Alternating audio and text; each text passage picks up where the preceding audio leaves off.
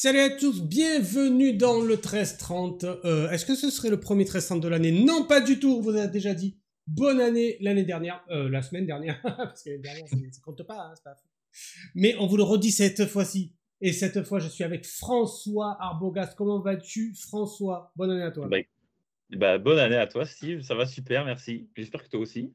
Ouais, tranquille. On est pas mal. Je me demande si j'ai pas un peu trop de lumière maintenant que le soleil est revenu. Bouge pas, je vais éteindre un peu, voir ce que ça dit. Ouais, c'est mieux, c'est beaucoup mieux. Du coup, ça vous a permis de faire, hop là, un petit point sur le bonsaï qui est toujours en train de crever, c'est bon. Les feuilles tombent, c'est voilà, c'est l'automne. Un peu tard, mais c'est comme ça. Il marchait bien, il ne marche plus aujourd'hui, c'est pas ce soir parce que là, c'est encore l'après-midi. On revient avec la suite de Bubble.io, n'est-ce pas? Du no-code, François, du no-code. Exactement. On va faire un petit résumé pour ceux qui n'étaient pas là la première fois, rapide. Et puis après, on va vraiment essayer de passer du temps sur l'éditeur un peu plus. Ouais, sur l'outil, on va Euh, avoir une belle démo là. ouais, on va prendre le temps, on va essayer de regarder des choses, faire des trucs un peu simples pour montrer un peu comment fonctionne l'outil. Puis voilà. N'hésitez pas. François, vas-y. Non, je disais, n'hésitez pas, pareil, à intervenir dans le chat. Plus c'est Ouais, ouais, oui. interactif, plus ça sera intéressant Posez pour vos les gens. questions, n'hésitez pas. Donc François qui est de la société Superforge. Je te mets sur les slides. Tu peux démarrer si tu veux. Allez, je suis prêt. Donc, on va refaire un. Si ça marche, là, voilà. On Ça va marche refaire très un très vite bien. résumé. Voilà, non, tout fonctionne. On est bon. Donc, donc, je vais passer rapidement sur ce que c'est le no-code, etc. Mais si vous voulez plus d'informations, j'ai pris un bon quart d'heure la dernière fois pour expliquer ce que c'était. Donc, il y a la vidéo qui est disponible Ouais, sur la vas-y la chaîne vidéo. de NeoGS France. Voilà. Donc, n'hésitez pas. On a le replay Pour, de l'épisode précédent. Voilà. Allez-y. voilà. Sinon, pour présenter Superforge, dans un studio New Code du coup, depuis 2020, on est 15 employés et notre particularité, c'est qu'on est surtout beaucoup de reconvertis. Mhm. On a avec deux activités prédominantes, le product design et du coup le développement de MVP avec les outils No Code, donc principalement Bubble.io qu'on va voir tout à l'heure. Donc, pour redéfinir rapidement le No Code, on va dire que c'est donc de la programmation visuelle, c'est-à-dire que à l'aide des outils no-code, on va pouvoir programmer, par exemple pour le front-end, par des drag and drop et toute une série d'interfaces visuelles des applications. Il y a une ribambelle d'outils pour faire différentes choses selon les besoins. Il y a Airtable, par exemple, pour gérer les bases de données, et le Excel boosté plus, disons, mais après, plein de choses à faire. On a Bubble là pour faire des web apps, Webflow pour faire des sites vitrines, des sites. Attends, je me décale en plus là. Hop, voilà, je me recentre dans l'écran. Euh, donc, les avantages, rapidement, c'est on va pouvoir développer une première version beaucoup plus vite. Donc, on va être sur le marché plus rapidement. Si on va plus vite, évidemment, ça coûte moins cher que de lever des fonds pour une startup, par exemple, d'embaucher un CTO, une équipe de tech, et puis de devoir attendre euh, le fait de devoir la coder réellement et ensuite de tester seulement son marché. Là, c'est vraiment un truc pour pouvoir être rapidement sur son marché. Et les inconvénients rapidement, ça va être qu'on va être dépendant une dépendance en fait à ces outils. Si un jour un outil ferme, alors il y a des possibilités d'exporter son code, mais Mhm. on va dire que ce serait pas super chouette si Bubble fermait du jour au lendemain. Il y aurait tas de personnes qui seraient un peu embêtées. Et pareil, si souvent tu peux combiner plusieurs outils no code, du coup tu peux avoir une facture qui peut être un peu plus salée à la fin puisque Mhm. Ouais, ça parce se que gère c'est un par mode abonnement. abonnement, c'est ça, voilà. Voilà, exactement. Donc voilà, ça c'était rapide, bref, pour pas perdre trop de temps. Pour Bubble, rapidement, j'ai même un peu update les chiffres, parce que j'avais mis la dernière fois 1 Mhm. million d'utilisateurs. Maintenant, en fait, on est deux. En fait, Il il y y a en a 2 millions 12. d'hum- non, non, mais ça a doublé du coup, donc il y a à peu près plus de 2 millions d'utilisateurs. Donc, c'est une plateforme de programmation visuelle qui permet de faire principalement donc, de la web app, donc fondée en 2012, dont Emmanuel Straknov, qui est français. Donc, c'est un outil qui est le siège tout est américain, mais dont l'un des Français est son fondateur, avec deux levées de fonds qui sont annotées, dont la dernière de 100 millions en juillet 2021. C'était la force de cet outil, c'est qu'en fait, il y a tout en un, c'est-à-dire qu'on gère le back et le front en même temps. Donc, on a une base de données et un front qui en plus a été mis à jour l'année dernière, qui est beaucoup plus performant pour faire tout ce qui est responsive avec les mobiles. Parce qu'avant, c'était un truc un peu maison, disons, et maintenant, en fait, ça suit la Flexbox, comme du CSS classique. Donc, ça permet de développer encore plus précisément. Maintenant que l'outil en plus est connu, il est simple pour, on va dire, alors il faut quand même des bases, en fait, surtout de l'algorithmie ou des choses en programmation, mais il y a plein de ressources sur Internet pour pouvoir quand même apprendre à utiliser l'outil, quoi. Ok. Donc voilà. Donc on va passer à la La démo tout de démo, suite. j'appuie sur le La bouton démo qui tout va de bien. suite. J'en profite pour Hop, faire un petit coup de pub quand même avant. profite, Euh, profite. donc, si jamais vous avez des questions sur l'outil, sur notre activité, etc., donc on se contacte sur LinkedIn, soit sur la page Superforge ou moi directement. Et vous pouvez aussi visiter notre site web pour apprendre un peu plus sur notre activité et sur le genre d'application qu'on peut faire, que ce soit des SaaS ou peu importe. On a pas mal d'exemples de production dessus. Donc voilà, n'hésitez pas à le visiter. Allez, maintenant, la démo, c'est parti. Ah, Alors, je vais refaire donc je vais repartir de zéro, comme si on n'avait pas vu ouais, pas ouais, vu vas-y. l'éditeur la dernière fois. Ah, très bien. Donc, pour présenter, en gros, je vais passer d'abord les barres. En fait, on a la barre de gauche, où en fait, c'est, on va dire, les grandes catégories. Le design, du coup, comme vous l'aurez compris, c'est un peu le front-end. Donc, on va pouvoir poser les éléments euh, de type et divers. C'est notre page Internet. Donc, on peut faire différentes choses. Après, on va rentrer en détail. Je vais essayer d'aller vite parce que je pourrais parler, je pense, des heures et des heures sur l'outil, mais on va aller vite. Rapidement pour présenter les workflows, ça va être toutes les actions qui vont se faire sur l'app. C'est l'action quand je vais cliquer sur tel bouton ou quand je vais changer n'importe quoi, une valeur dans un input, etc. Mhm. Tout ce qui se passe en action, ça se passe ici. Ensuite, on a les data qui vont être notre base de données, notre back-end. Donc, on va en parler plus précisément après. Les On styles sait pour pouvoir. sur quel moteur de base de données ça s'appuie ou pas? C'est toujours propre à Bubble. C'est-à-dire que ça ressemble à du NoSQL, mais ce n'est pas du NoSQL. C'est D'accord. vraiment. En fait, c'est vraiment. Pour expliquer un peu rapidement, en fait, tu as des data types, par exemple, un type utilisateur, comme un tableau Mhm. dans une base de données classique. Et si je fais un truc, on va le faire. De toute façon, je vais utiliser ça après. Un Ouais. outil qui ça va être entreprise. En fait, le user, donc on a ses paramètres, enfin ses attributs. Donc là, pour l'instant, il n'y a que email et après des trucs qui sont préfaits Mhm. dans la base. Et en fait, si j'ajoute, par exemple, on va dire une liste de salariés. Alors, vous m'excuserez pour les points d'exclamation sur QWERTY, donc je ne sais pas les accents, mais où on Ouais. va faire mieux. On va faire user list, voilà. Joli. Voilà, en camel case, Il n'y a rien etc. là. Et en gros, je vais dire que donc je vais avoir une entreprise peut avoir une liste de users. Donc je vais en fait dire que ça va être le type, le data type user en fait. Et dire, Mhm. bah voilà, ce fil-là peut avoir plusieurs users. Ah non, mais là, je l'ai mis dans les users. Hop, dans l'entreprise. Donc l'entreprise, en fait, va avoir une user list, le type user. Et ça va être une liste de users. Ça va être enfin, ça va être une ligne dans la base de données, enfin, ou plusieurs lignes de base de données de users. Et tu vois, ça marche par entité. Mais ça veut dire que, Ouais. par exemple, si l'entreprise, elle a cette liste de users, ça ne veut pas forcément dire que le user, lui, tu vois, dans sa base, il n'a pas l'entreprise. Il faut aussi rajouter, du coup, son Oui, je vois. entreprise. Oui, Tu tu as as pas une le double lien qui est, relation, tu as pas la la double relation, elle relation, n'est pas voilà. faite directement. C'est ça. Donc, de type entreprise, une seule. Et donc, quand tu créeras, on fera un truc rapidement pour se créer, si j'ai le temps.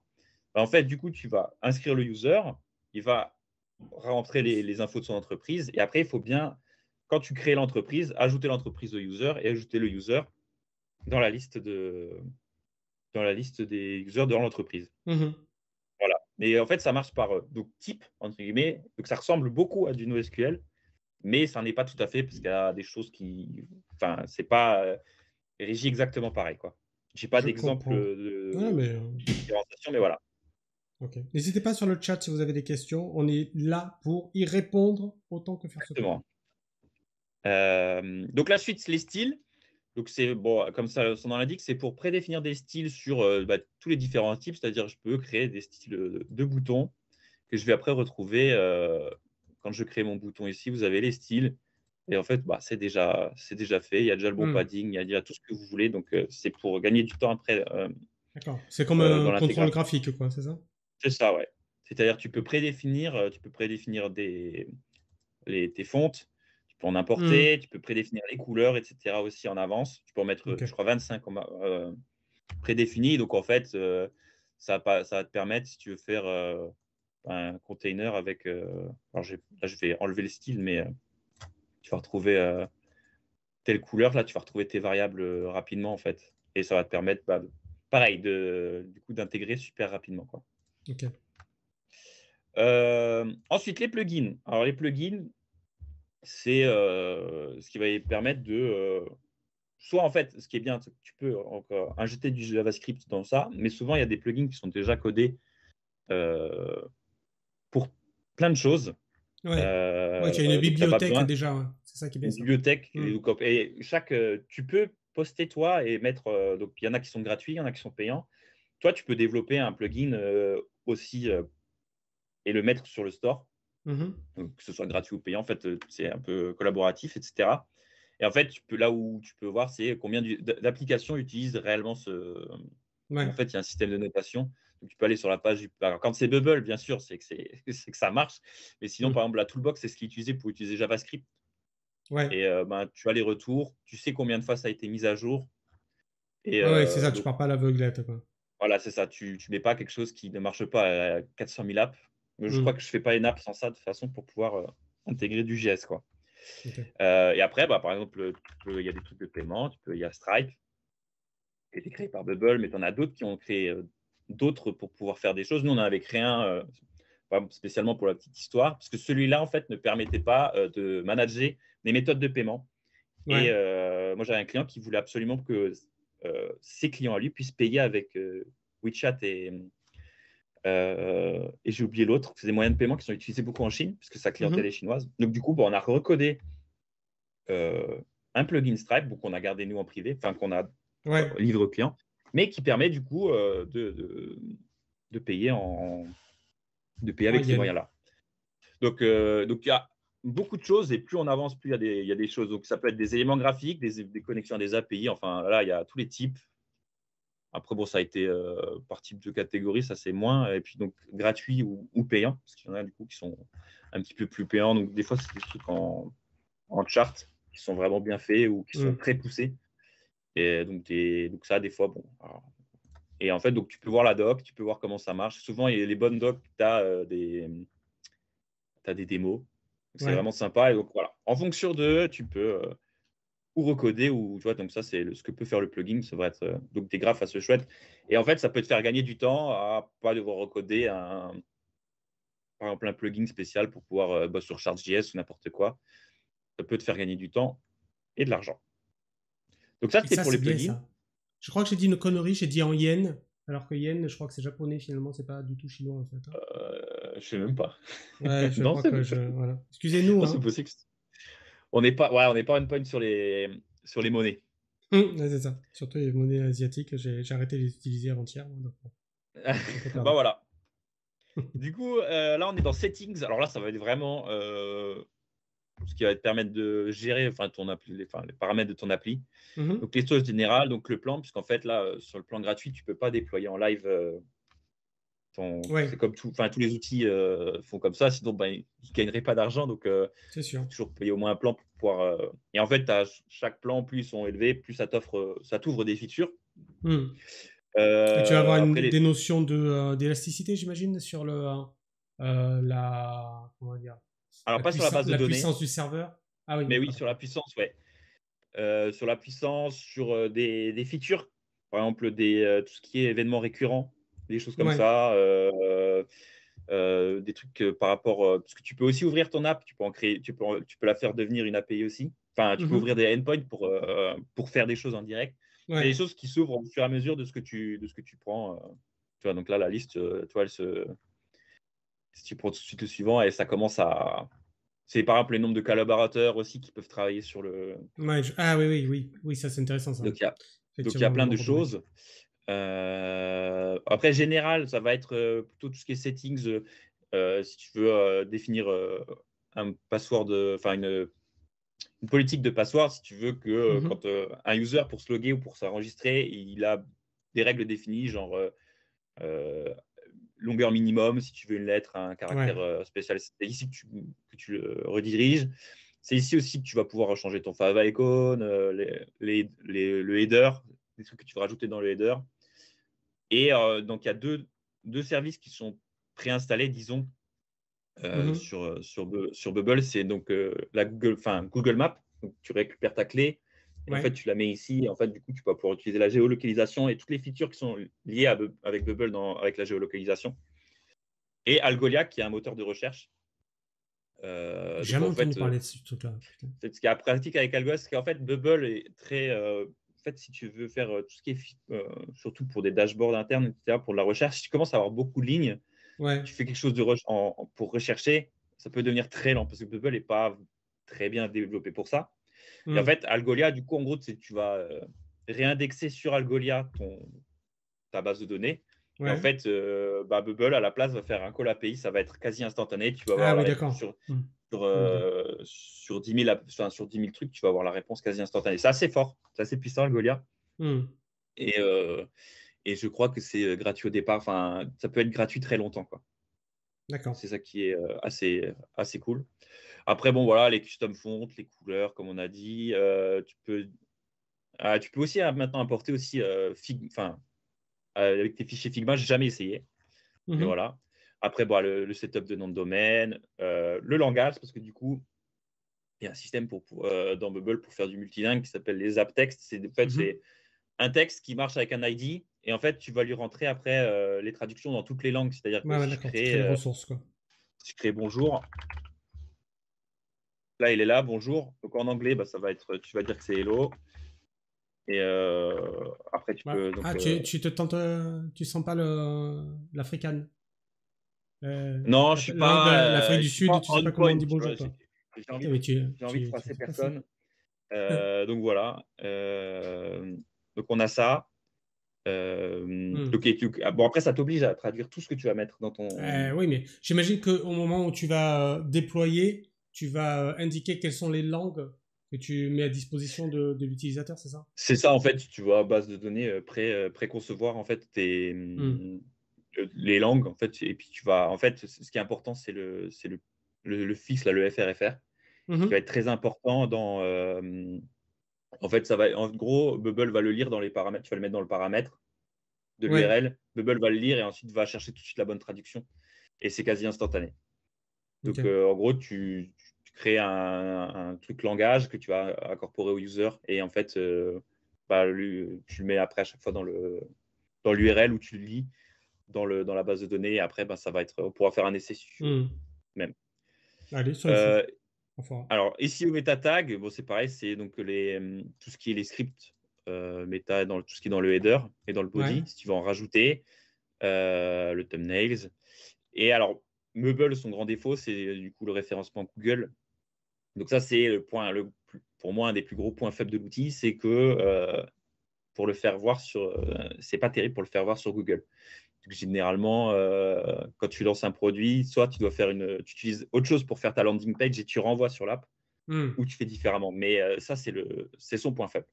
Parce que tu n'as pas la capacité de modifier le header de la page directement. Là, Si c'est tu brut. peux, mais alors après, moi, tout ce qui est référencement, je ne suis pas du tout formé, etc. Hmm. Mais si tu fais le max sur Bubble, tu vas être moins visible que si quelqu'un le Ouais, je fait comprends, ouais. sur un WordPress ou sur un truc comme ça. Tu seras quand Je même comprends. moins bien rangé. Je ne Ok. sais pas si c'est quelque chose qui est en cours d'amélioration ou prochainement amélioré, mais là, à l'heure actuelle, c'est pas terrible. Ok. Ça, ensuite, API, donc ce que je disais avant, c'est pour pouvoir donc et faire des calls asynchrones de notre côté, c'est-à-dire donc ça t'ouvre à faire des workflows mais en asynchrone. qui est Mhm. assez puissant. Et du coup, Enable Data API, c'est du coup ouvrir des. Alors, je ne peux pas là, enfin, si je peux, mais ça me dit attention. J'ouvre des endpoints qui vont permettre de faire comme avec une API get, post, put, delete sur ma Ouais. base de données en ouvrant les endpoints, quoi. Donc, si j'ouvre là, j'ai deux data types qui sera entreprise et user, et après, je pourrais faire des calls liés à ça et les ouvrir key ou machin. Mhm. Et si je veux une sécurité, je peux générer un token d'API, etc. Enfin, donc, il y a moyen de créer son API. Après, c'est pas quelque chose qu'on fait souvent, puisque généralement, c'est plutôt nous qui allons chercher des données sur Ouais, les ouais. API plutôt que C'est nous. pas un outil qui est prévu pour ça. On est parti plus Non, sur tu quelque chose peux, qui est mais avec un rendu graphique, quoi. c'est ça. Bon, collaboration, c'est tous les users qui Mhm. vont. Donc là, il y a moi pour l'instant qui est l'admin et Pas le mal. propriétaire, et puis Ah, putain. Ça pas chier. invite Le mec, il est admin, propriétaire, tout. propriétaire foncier et C'est tout. à moi. Subapp, c'est si tu veux rattacher d'autres apps et Ouais. voir si tu peux les fusionner. J'ai jamais fait non plus. Et puis bon, version, c'est la version de Bubble en cours. Donc c'est plutôt Ouais, d'accord. de la lecture. On va s'épargner. Et ensuite, on va avoir donc les logs. Alors c'est pareil, c'est quelque chose qui est améliorable, mais qui n'est pas terrible pour l'instant. C'est les serveurs logs, c'est plutôt pour voir si tu as des erreurs par exemple des retours d'API, s'il y a un truc à un moment qui casse, etc. Bon, tu as toujours Ouais. moyen de voir. Bon, alors, j'ai rien fait, mais là, ça va te donner toutes les actions qui ont été faites Ouais, d'accord. sur ton appli. Bon, bah, c'est Alors, je intéressant vois pour que débugger, quoi. ouais, mais c'est l'outil, si j'en fais rapidement, là, je te montrerai, c'est pas terrible. Ok. Visuellement, je pense que c'est un truc qui pourrait améliorer, parce que même des choses qui sont. En fait, tu vois combien. Enfin, ça te donne des stats, mais c'est pas très révélant, quoi. Et le scheduler, c'est pour voir, en fait, tes flows, enfin tes actions qui sont donc Mhm. récurrentes. C'est ici que tu peux aussi les contrôler ou les arrêter. Enfin voilà, les manager en fait. Ok. Donc là, j'ai fait rapidement le tour parce que je vois qu'il me reste déjà plus beaucoup de temps. Donc je vais faire rapidement un exemple pour montrer. Vas-y. En gros, je vais faire comme si on inscrivait un user. Très bonne Je vais idée. faire je vais faire donc un premier. Alors attends, ici, on va faire un layout en colonne, hop, comme dans. Donc c'est juste pour montrer comment ça marche. Donc on a l'onglet layout, c'est là où on va contrôler en fait. Alors du coup, là on le voit se balader, mais un peu comme Flexbox en colonne, etc. Où tu veux c'est text alignment, etc. C'est exactement la Mhm. même chose ici. Donc est-ce que tu veux en fixe with ou pas? Donc on va faire quelque chose de simple et net, gérer les marges et les paddings. Mhm. On va faire vraiment un truc. Si on voulait faire propre, je ferais d'abord un conteneur. Ce qu'on va faire. Allez. Si on fait les choses Truc de fou. propres, Truc de c'est fou. On fait du propre. exactement. Donc les groupes, c'est comme une div. Ouais. Un petit container. Container, comment ça s'appelle Ah, on va l'appeler container. Voilà, j'ai pas le mot. Container, c'est On bien va dire. comme container. Donc on va dire qu'on va display en colonne. Donc on va mettre un premier input ici, qui sera l'input email. Et donc après, tu peux typer un petit peu aussi ce que tu veux dans. On va le rendre un peu plus joli. 35. Voilà, comme ça on comprend un peu. Ton Voilà. placeholder, on va mettre email là. Et ensuite, tu peux typer, c'est-à-dire que tu peux te dire à Bubble qu'est-ce que tu attends dans ce input, si tu veux un chiffre, Ouais. un email, un password. Alors, comme c'est américain, ça peut être des dates ou des dates européennes ou un Mhm. texte, mais seulement des nombres. Enfin, voilà. Donc là, on va dire qu'on attend un email. Ça va être important pour pouvoir, en fait, quand tu vas subit en appuyant sur le bouton, qui vérifie que ce soit bien formaté comme un email, quoi. Mhm.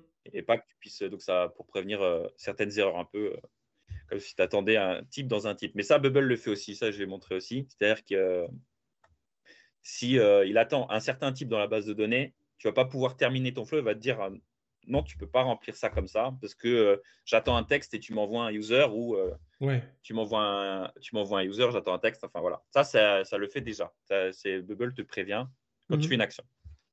Donc on va en créer un deuxième d'input en dessous.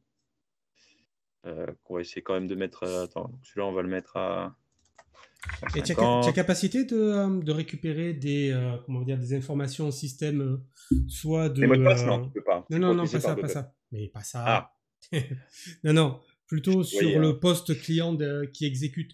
C'est-à-dire au niveau de la langue du navigateur, par exemple, ou alors la taille de l'écran, ce genre de choses. Est-ce que tu as Oui, la taille possibilité de de l'écran, tu récupérer peux, ça? ouais, bien sûr.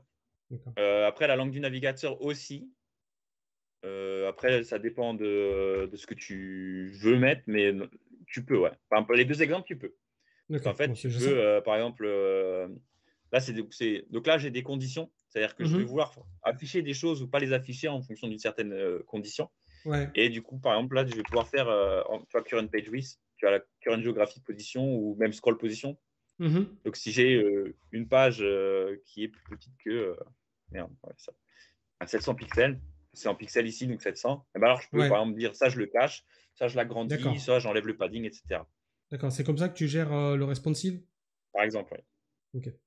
La Flexbox plus après les conditions, en fait.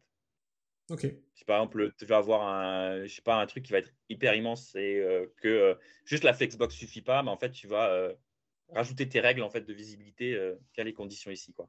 Mhm. Mais revenons à nos moutons. Oui, excusez-moi. Non, non, mais c'est intéressant. Hein.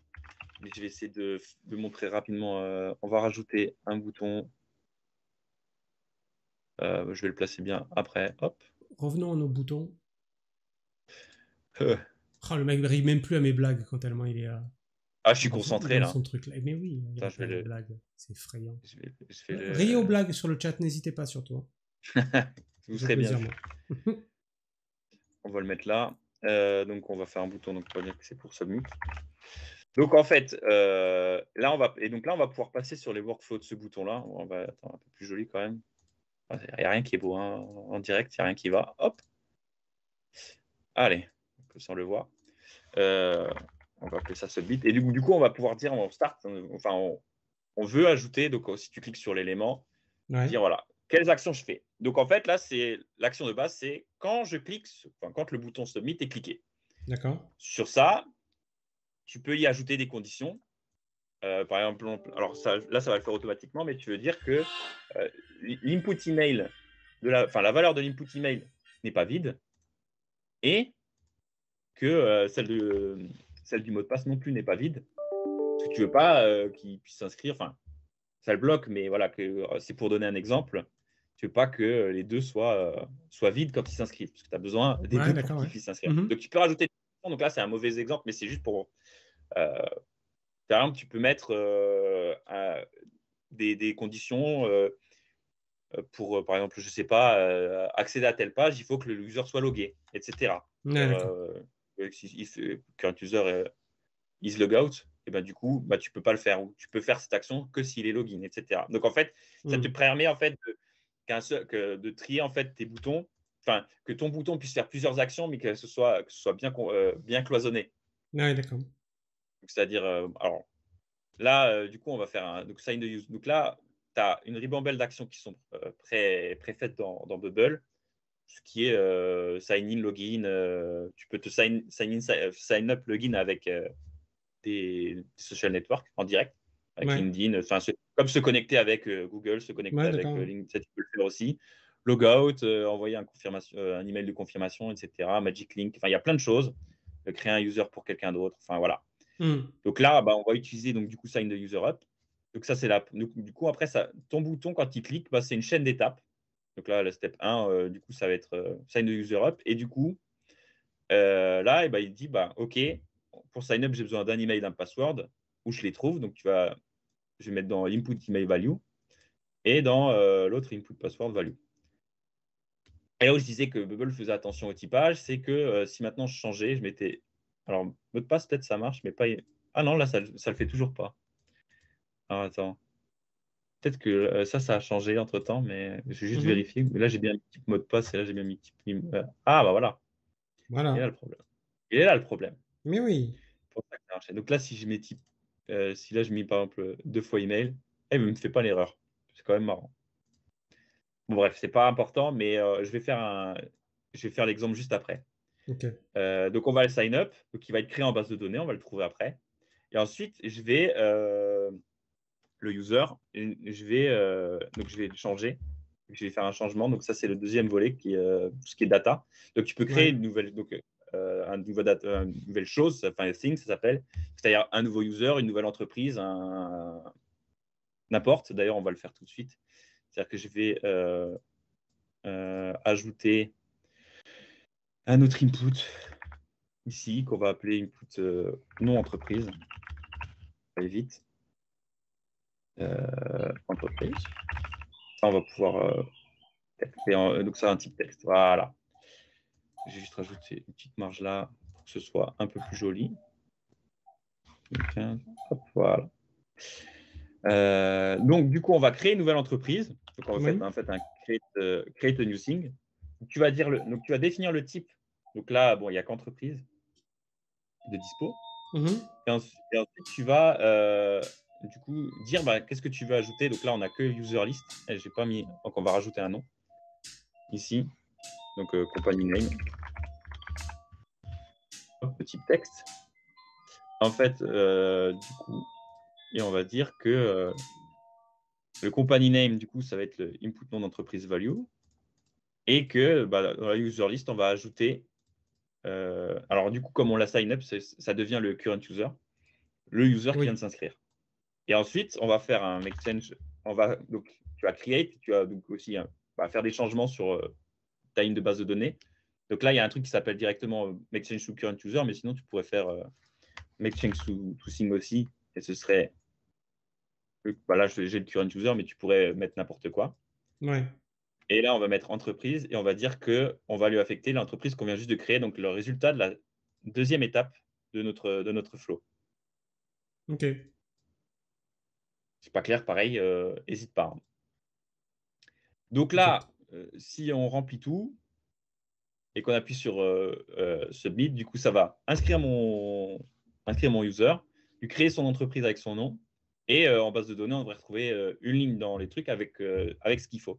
Donc, du coup, tu as le bouton Preview là pour revoir. Ouais. J'en profite aussi rapidement. Pour trouver ces éléments, en fait, il y a un arbre des éléments ici. Donc là, on trouve container, que j'ai appelé container. Et Bien ici, joué. après, on va retrouver tout. C'est pour pouvoir trouver rapidement en Ouais, fait, ouais, d'accord, c'est bien ces ça. éléments. Et tu peux aussi les chercher ici. Voilà, il n'y en a pas Mm. beaucoup, mais si tu tapes juste input, en fait, tu vas pouvoir retrouver tes inputs. Donc le nommage, très important. Et Donc là, on l'a. est-ce que tu as la capacité aussi de, peut-être c'est pas une question folle, mais Dis-moi. d'aller récupérer des éléments qui seraient saisis ou auraient été setés dans une autre page. J'imagine que tu as une gestion des variables. Après, dans une autre page, après, tu peux. En fait, si tu passes d'une page à l'autre, Oui, voilà. tu Est-ce que tu as toujours le peux. contexte, si tu veux, global? C'est ça que je veux dire. Non, du coup, soit tu les fais passer, soit tu fais passer en base de données, soit tu fais passer en paramètres, si tu veux, ou Ouais, tu as d'accord. un type. Après, le contexte, si tu en as un, tu peux donner un type à Ouais. la page. C'est-à-dire que la page, Mhm. le contexte global de la page, ça va être. Et donc après, tu peux transmettre, c'est-à-dire que tu peux transmettre d'une page à l'autre. Euh, Par exemple, si ça va être, on va dire que ça, c'est la page de l'entreprise. Du coup, en fait, D'accord. tu vas avoir accès à cette entreprise quand tu vas y arriver. C'est-à-dire que, en fait, si je fais D'accord, un truc de d'accord. navigation, je vais le faire là, Mhm. et que je vais faire. Bon, on va revenir à la même page. En fait, là, du coup, Mhm. maintenant, il attend une data, il dit, Ouais. donc une entreprise en l'occurrence. Quelle entreprise j'ai que je mets en contexte sur cette page-là. Et du coup, en fait, là, on va mettre le résultat of step 2, puisqu'il est l'entreprise vient de Ouais, créer. d'accord, ouais. Et ensuite, après, en fait, dans la page, tu vas pouvoir avoir accès. Je vais mettre là un texte rapidement. Tu as accès, en fait, du coup, à la current page d'entreprise. Ah, ouais, d'accord, C'est d'accord. Et du coup, là, tu as accès au Ouais, nom, ouais, à la très bien. user list. Donc, Ok. on va pouvoir mettre la company name. Donc, tout est très moche. Hein. Vous m'excuserez. Hop là. Non, mais on aime bien les trucs moches. Voilà. Ok, ok, je vois. C'est intéressant. Donc, du coup, pour l'instant, tu vois, il n'y a rien. Parce qu'en fait, Mhm. on n'a pas d'entreprise. Et là, on va vite. Donc, je vais m'inscrire. Ah, il m'a laissé un mot de passe. Vilain. Hop, donc, il faut juste refresh à chaque changement. Bon, ça, c'est. Donc, je vais m'inscrire moi. Mot de passe, on n'a pas mis. On aime bien. Et du coup, je vais mettre super fort. Et du coup, quand j'appuie sur le bouton, voilà, il y a la petite barre bleue. Donc là, on voit Superforce qui est apparu. Et donc, en fait, tu as l'ID ici dans le c'est en fait c'est l'ID de l'entreprise qui a été créée en plus du coup dans l'URL. C'est ça qui fait le contexte en fait. Donc en fait, si on va en base de données, là donc on est dans AppData, ce qui te permet en fait de voir. On a le user qui est donc moi, avec en fait son entreprise. Donc c'est l'ID, c'est le même que tu retrouves. Enfin, c'est le unique ID quoi. Oui. C'est la clé comme en SQL. Donc un user avec cet email-là. Et dans l'entreprise, tu vas avoir l'entreprise avec la compagnie name Superforge et un user qui est moi. Et donc voilà, ça c'était une démo rapide. Et je ne sais pas où on en est dans le temps. On a dépassé. C'est ça? Ouais. Mais voilà, c'était un exemple pour montrer une petite boucle rapide. Non, mais on est arrivé à... Attends, je vais revenir sur ici. Hop là. On est arrivé à faire quand même pas mal de choses, comme tu l'as dit, en no-code. On a vu on peut passer du contexte quand même entre les pages, et puis qu'il est assez facile de récupérer des informations sur l'objet courant, l'enchaînement des événements, comme tu l'as montré. C'est plutôt pas mal ça. En vrai, tu peux pousser très loin. Avec Bubble, tu peux vraiment. Là, j'ai fait des trucs basiques, mais tu peux vraiment pousser les choses très loin. Et en rajoutant du code, tu peux encore aller. Tu peux pas tout faire. Hein. Je veux dire, tu peux pas créer un nouveau Uber, etc. C'est pas fait pour gérer des trafics monstrueux. Mais c'est pas là où l'outil brille. Mais l'outil, il est là pour briller quand tu veux tester. Oui, tu vas arriver à un résultat rapidement. C'est ça. Mais tu peux rester assez longtemps quand même avec ça, et ça te laisse le temps après d'avoir ton truc de monter ton équipe et de le coder en dur, quoi. J'aime bien dire coder en dur, même si ça ne veut rien dire. On aime bien ça quand on code en dur, là. Merci beaucoup, François, c'était cool. Donc, si vous avez 3-4, si vous voulez plus d'informations sur Bubble.io, sur du no-code, n'hésitez pas à suivre François Superforge sur LinkedIn, bien entendu. Suivez également NeoSSDI, les amis. Je vais faire un petit point sur la semaine prochaine. La semaine prochaine, nous serons le 16 janvier et nous allons parler de Microsoft MIP Purview, avec de l'étiquetage de la donnée et sécurité, avec un nouvel intervenant qui est Christophe Beauval. Et ça va être, j'imagine, cool, parce que là, dans tout ce que je vous ai dit, le seul truc que j'ai compris, c'est Christophe Beauval. Donc, on va voir un petit peu. Ce sera la semaine prochaine dans le 13-30. On est deux. Mais oui. Merci beaucoup, François, c'était super. Merci à toi. Je te dis à bientôt. Salut à tous. Au revoir.